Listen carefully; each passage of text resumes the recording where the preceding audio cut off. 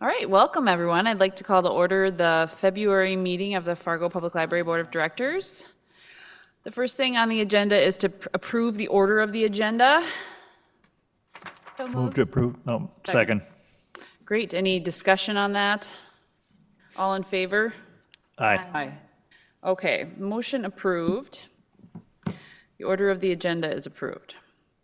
Next on the agenda is the minutes of the December 18th meeting. Move to approve. Second. Any discussion on the minutes of the December 18th meeting? All in favor? Aye. Aye. Any opposed?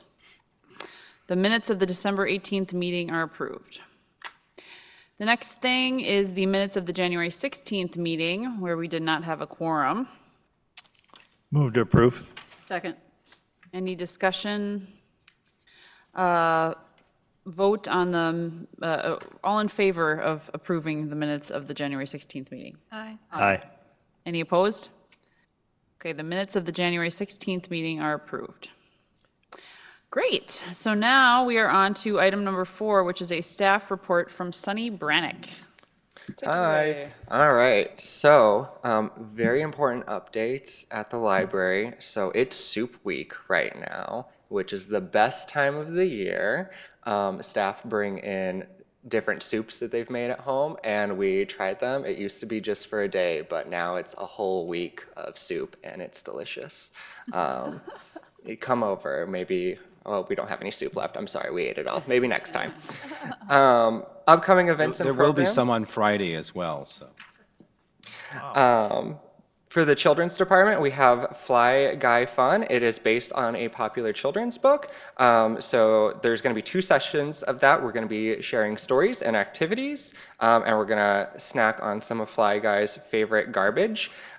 Kids ages 5 and up are welcome to join. That will be on Sunday, February 24th at the downtown library at 2 p.m. We will also have a session on Thursday, February 28th at the Carlson location, also at 2 p.m. And then we will have a Nerf challenge for teens and tweens. Ages 10 to 17 are invited. Pre-registration for that event is required. That can be completed online, or you can call the library at our Children's Services desk. We'll have 2 sessions of that as well. The February 19th at the Carlson location at 4 p.m. and the 21st at Maine at 4 p.m. For adults, we have the French Film Festival. This series is a partnership with the NDSU Department of Modern Languages. They're going over a film festival right now, and for this series, most showings will take place at the downtown location. We have a list online, but one is actually taking place tonight at 6:30, Fatima, and that's a 2015 production. We will also be having corner-to-corner crochet, so come join us to learn the basics of corner-to-corner crochet. Once you've learned the basic technique, you'll be able to apply it to square and rectangle projects like blankets, dishcloths, and more. This class expands upon basic crochet skills. All materials will be provided, and pre-registration is required. Again, 2 sessions. One on March 7th at Northport at 6:30. The other one will be on Saturday, March 9th at the Dr. James Carlson Library at 10 a.m. And again, this information is on our website if anyone needs to register. And then we will be closing down the submissions on March 4th for our Northern Narratives, Northern Writing Project. It's open to teens age 13 years and older. Again, information is on our website about that, but that is coming due, so we expect everyone to turn in their things on the evening of March 3rd. Library-wide, we are in the midst of our winter reading program, our winter readathon. Just a reminder, people still can bring in non-perishable, unexpired food items or toiletry items and get a $5 credit in fine forgiveness on their account, and that does apply for lost and damaged items. Just won't work on Red River collection items. And then we are going to have another board game blowout on February 23rd. That's going to be at the downtown library at 2 p.m.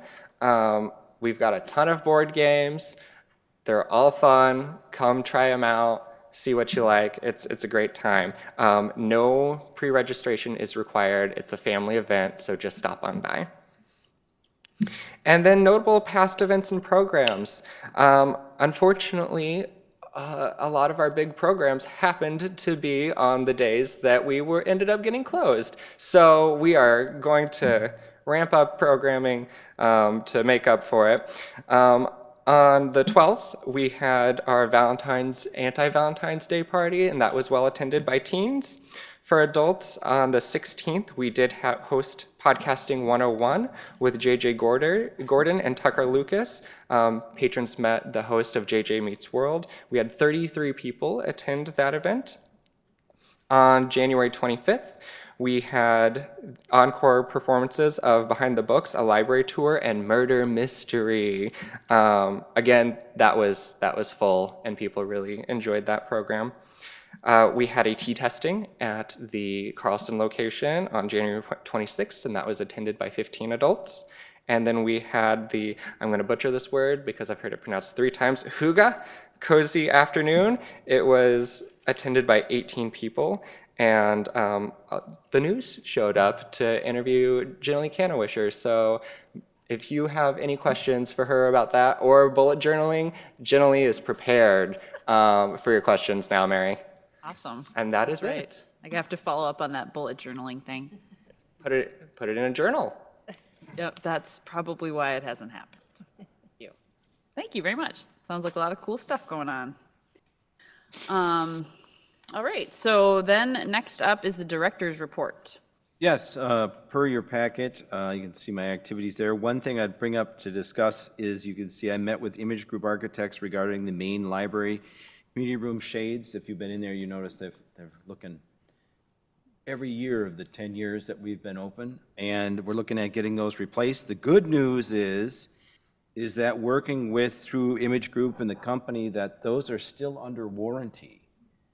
We had originally budgeted around $24,000 to look at replacing those, and now it's going to be considerably less, obviously. So that's exciting, and obviously that's something I've told them we need that done before the 10-year anniversary events that we'll be discussing later. So that's an exciting thing that's getting done, and certainly far less cost than we had originally anticipated. Okay, great. Anybody have any questions about those items of the director's report? Okay, we can move on to the statistical reports. Yeah, looking at current registered patrons, just over 38,000. You can see attendance was impacted over last January, and again, I think that has to do with some of the closing days we had because of the cold. Impact on program attendance there, some in terms of volunteer hours, internet sign up, and electronic activity. It didn't dampen people's spirits in terms of circulation, which was up almost 5.5% over last January. So we're starting strong in terms of circulation, which is exciting.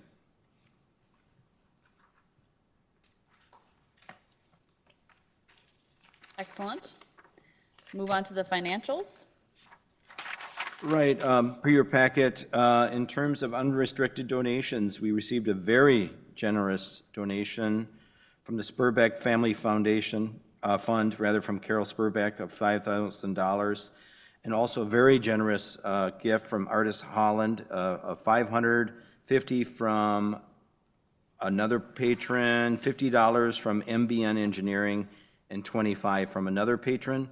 We also received $520 of restricted. That was $20 from a patron that receives outreach services, and $500 from a patron for children's programming. On the expenditure side, we bought, per the Friends, it's in the children's room right now at Maine, the crocodile book holder, and it's every kid that I see tries to climb inside of it and make it a boat. I think that's what they want to do. And so, yeah, and the other thing, Betsy Dower, Friends for the book page and children's program donation expenditure of like $10, and the $30 for staff development. So that's what we're looking at. So January was very good in terms of donations for those generous patrons. In terms of overall budget, just through the end of January, 8% expended end of the year, and in terms of total, just around 5% expended of the overall budget. We ended 2018 really well, 99.987 or something like that, around $23,000 left. The city stepped up on replacing some technology that we thought was going to be on our end, but all in all, I think we did a good job managing the budget through 2018. Yeah, congratulations. In revenue, you can see the little amount there of $3,562.10 for January. Okay, great. Does anybody have any questions about that? All right. I don't believe there's a Friends of the Library report today, so we will skip that. It looks like we don't have any unfinished business on the agenda either. So we can move on to new business, and we have a few action items. The first item on the agenda is the registration policy draft. Right. On the second page, under computer access cards, proposing the creation of a card that would help folks that just want to use the internet at the libraries. And, you know, this is kind of coming out of the strategic plan, removing barriers. There's a population that strictly wants to use public internet access. Until now, we're looking at requiring them to have a card, and there's various other permutations which always added complications. So what we wanted to do is create a card that would say, hey, we understand you just want to use the internet. And for a lot of the folks that we're dealing with for this particular service, ID is a bit of a tricky situation, and you can see that it's itemized a little bit different than the other IDs required for a full service library card.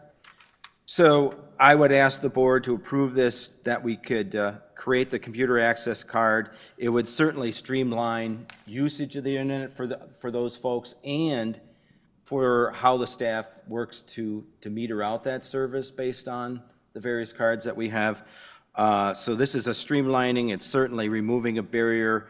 It's opening the door for folks with limited identification, and this is how folks use this. Move to approve. Second.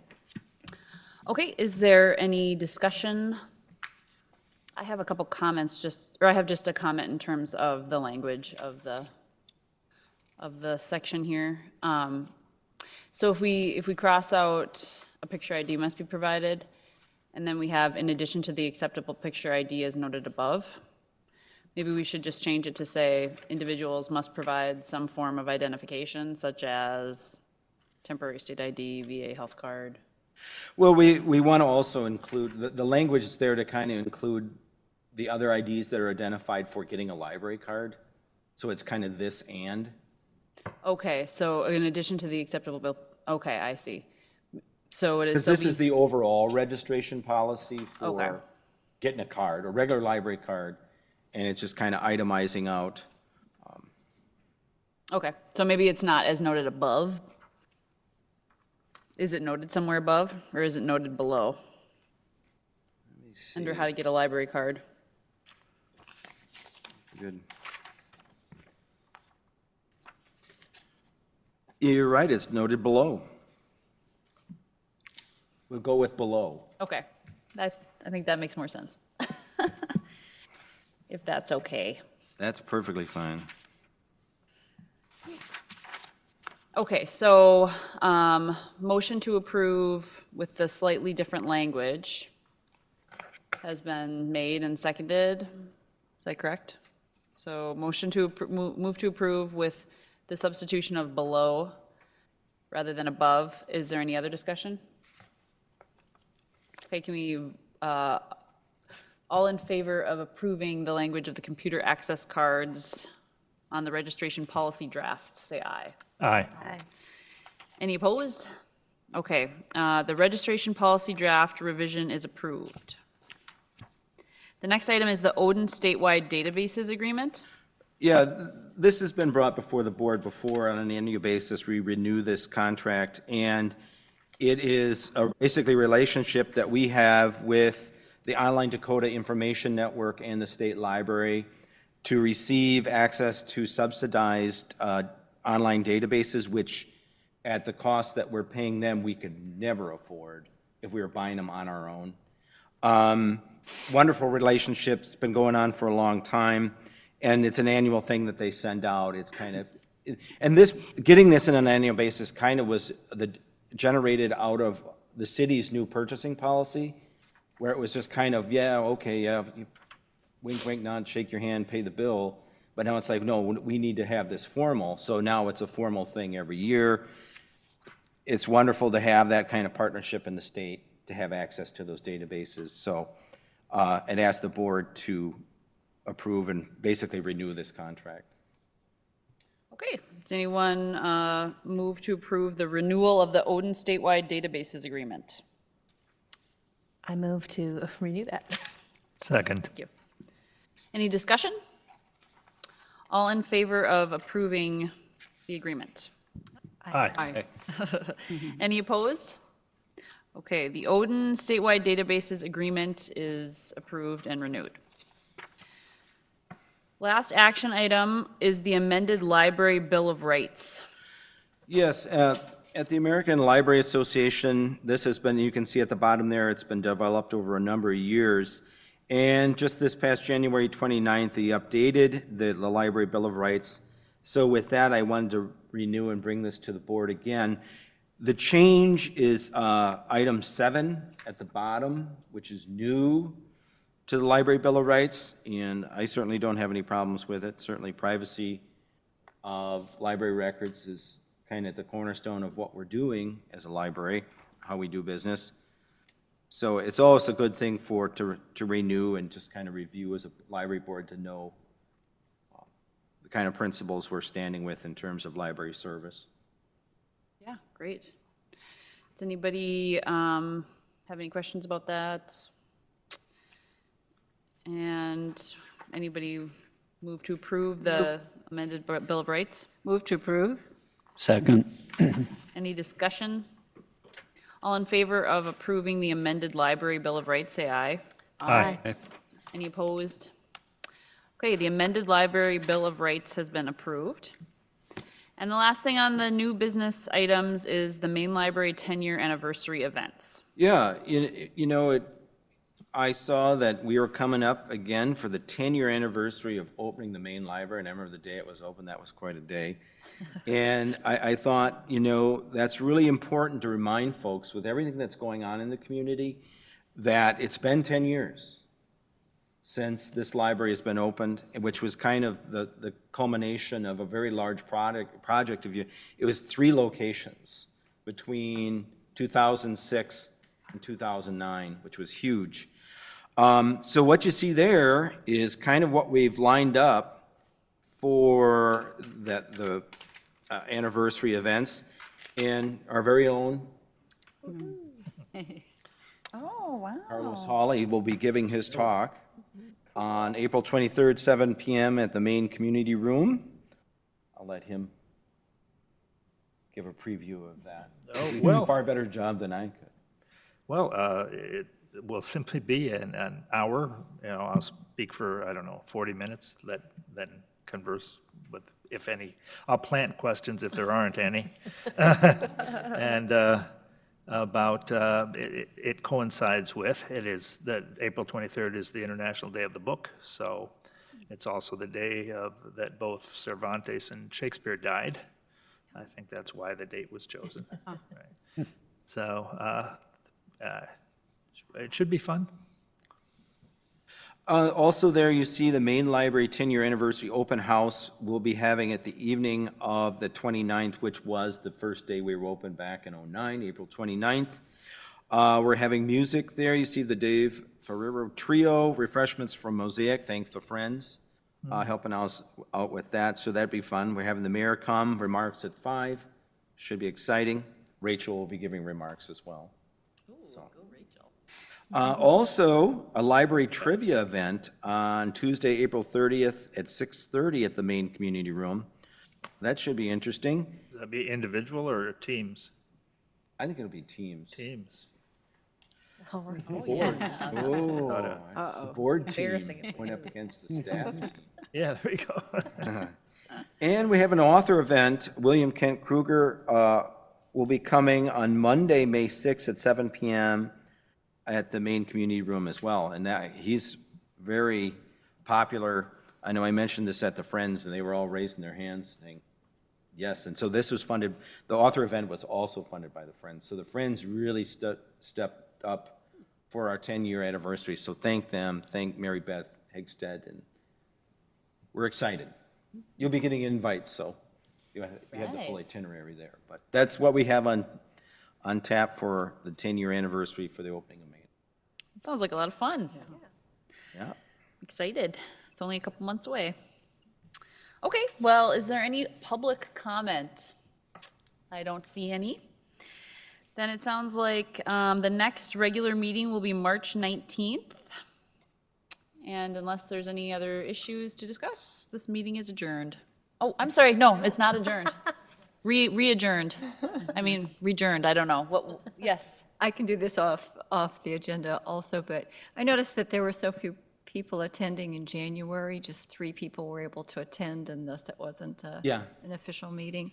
And yet, the topic that I think Melissa shared regarding social media was one that I was really hopeful. I would really like to hear more about it. I don't know if it's appropriate to schedule that one more time, or if she would I can ask her, if she certainly. would.